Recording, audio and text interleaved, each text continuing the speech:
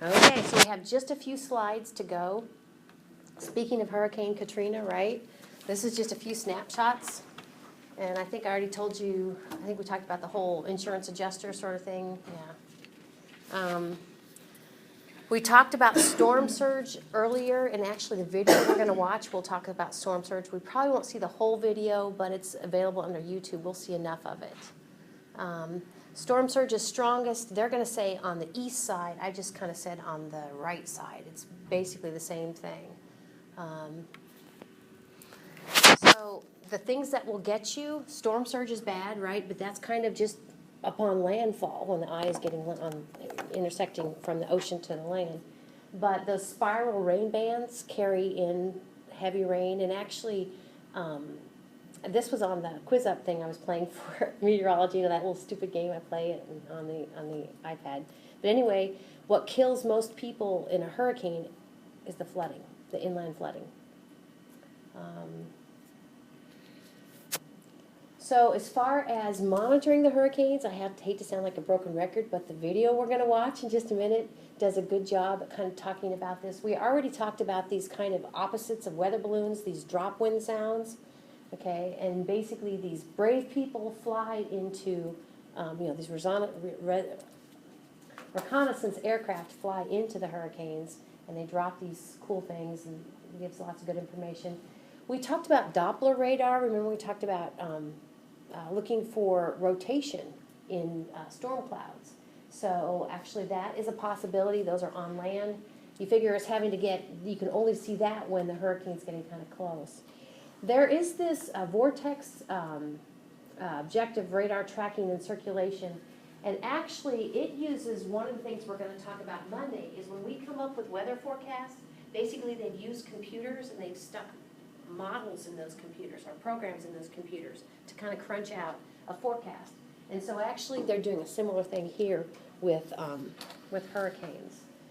So speaking of the models, the yellow dots there are real live data. The red lines there are the estimated from their modeling. So if you do have a model like that, trying to anticipate what Mother Nature's doing, it's best to kind of check it with real data. Not bad, not bad. So we looked at Hurricane Fran the other day, earlier. This is a kind of from left to right. Okay, we see basically Fran is diminishing as she goes over land. It's like she has a personality, right? You can tell she's diminishing because of the isobars getting farther apart. I think she was downgraded, yeah, from a hurricane to a tropical storm. Oh, wait a minute. I guess one thing here, the title of it is Water Boys. So basically out here in the ocean, okay, in the Atlantic, pick a space, a place like right here that looks like it doesn't have land there, and those would be your buoys. Okay, so here, okay, here. Now we haven't spent much time with the numbers over on the left. We know that the numbers, on the right. The numbers on the left we know are current temperature and dew point temperature. That actually is an indication of pressure, so barometric pressure. And you kind of, I think the way it goes is you add a 1 in front of that. So that would be, so if I'm right, for instance, that'd be pretty high. Well, it could be. If we pick on this one, well, I don't know, but it's pressure. Take my word for it. All right, so last few slides. Here's a guy, and actually on the video, here in a minute, we're going to see somebody who actually works in Florida for the NOAA, and their job is kind of like we have people in Norman, Oklahoma sending us watches. Their job is to do the same thing for hurricanes. Okay, so it's actually called the National Hurricane Center in Florida. So the watches and the warnings for hurricanes go kind of like we're familiar, watches and warnings. Watches are broad, warnings are more specific. One of my favorite things here on the last slide is something called the cone of uncertainty. And basically it says If this is the hurricane where it is now, it basically says its trajectory is somewhere out in here. And it's a cone because it gets wider. And one of the things we're going to talk about Monday in forecasting is the farther out you are in forecasting, the more uncertainty there is. That's the kind of cone shape. So one of the things that actually you're going to see on the video, I just hate to keep saying the video is all about this, but in Katrina, they bumped up against this problem at the bottom there.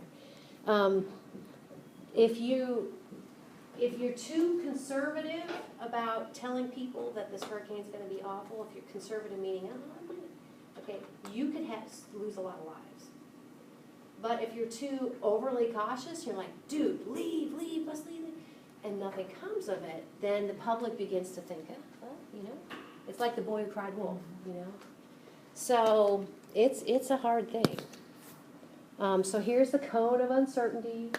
Okay, so the red dot is where it is. You can kind of see its estimated path would be in the middle of that cone, but anywhere on the side of that cone it could go. Of course, S means tropical storm. It got its name, and then it is going to pick up, they're anticipated it to go ahead and pick up energy, be upgraded to an H, a hurricane. Okay, so the cone of uncertainty. And next week when we talk about forecasting, we'll talk about forecasting accuracy near the end, and how are they right? And we're going to see actually when it comes to to understanding, anticipating where hurricanes are going to be, they've come a long way than they used to be. All right, so on to